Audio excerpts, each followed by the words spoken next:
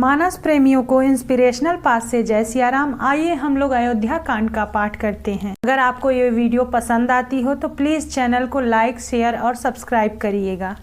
आज हम लोग अपने वीडियो में सुनेंगे कि राजा ने बहुत तरह से समझाकर रानी कैकेयी को समझाया कि तू क्यों सर्वनाश कर रही है और पृथ्वी पर गिर पड़े, पर कपट करने में चतुर कैकेयी कुछ बोलती नहीं, मानो मौन होकर शमशान में बैठकर प्रेत मंत्र सिद्ध कर रही हूँ। राम राम रट बिकल भुआलू, जानु बिनु पंख विहंग बेहालू, हृदय मनाव भोरु जानि होई, राम ही जाई कहे जानि कोई। राजा राम राम रट रहे हैं और ऐसा व्याकुल हैं जैसे कोई पक्षी पंख के बिना बेहाल हो। वे अपने हृदय में मनाते हैं कि सवेरा न हो और कोई जाकर श्री रामचंद्र जी से यह बात न कहे। उदय करहु जानि रवि रघुकुल गुरु, अवध बिलो की शूल होई उर, भूप प्रीति कई कठिनाई, उभय अवधि विधि रची बनाई। हे रघुकुल के गुरु सूर्य भगवान, आप अपना उदय न करें। अयोध्या को बेहाल देखकर आपके हृदय में बड़ी पीड़ा होगी। राजा की प्रीति और कैकेयी की निष्ठुरता दोनों को ब्रह्मा ने सीमा तक रचकर बनाया है। अर्थात राजा प्रेम की सीमा है और कैकेयी निष्ठुरता की। बिलपत नृपहि भयउ भिन्न सारा, बीना बेनु शंख धुनि द्वारा, पढ़ई भाट गुण गावहि गायक, सुनत नृपहि जनु लागहि सायक। विलाप करते करते ही राजा को सवेरा हो गया। राजद्वार पर वीणा, बांसुरी और शंख की ध्वनि होने लगी। भाट लोग विरदावली पढ़ रहे हैं और गवैये गुणों का गान कर रहे हैं। सुनने पर राजा को वे बाण जैसे लगते हैं। मंगल सकल सुहाहिन कैसे, सहगामिनी है विभूषण जैसे, तेहि निस नींद परी नहीं काहू, राम दरस लालसा उछाहू। राजा को ये सब मंगल साज कैसे नहीं सुहा रहे हैं, जैसे पति के साथ सती होने वाली स्त्री को आभूषण। श्री रामचंद्र जी के दर्शन की लालसा और उत्साह के कारण उस रात्रि में किसी को नींद भी नहीं आई। राम नाम मन दीप धरु, जीह दे हरि द्वार, तुलसी भीतर बाहरऊं, जो चाहसी उजियार।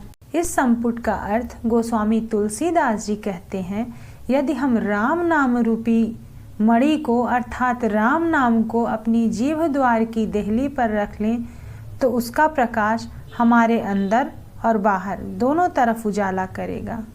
सीताराम सीताराम सीताराम सीताराम सीताराम सीताराम सीताराम सीताराम सीताराम सीताराम सीताराम सीताराम। द्वार भीर सेवक सचिव कहीं उदित रवि देख, जागेऊ अजहुन अवधपति कारण कवनु विशेष। राजद्वार पर मंत्रियों और सेवकों की भीड़ लगी है। वे सब सूर्य को उदित हुआ देखकर कहते हैं कि ऐसा कौन सा विशेष कारण है कि अवधपति दशरथ जी अभी तक नहीं जागे। पछिले पहर भूप नीत जागा, आजू हमहि बड़ अचरज लागा। जाहु सुमंत्र जगावहु जाई, कीजिए काजू रजाय सुपाई। राजा नित्य ही रात के पिछले पहर जाया करते हैं, किंतु आज हमें बड़ा आश्चर्य हो रहा है।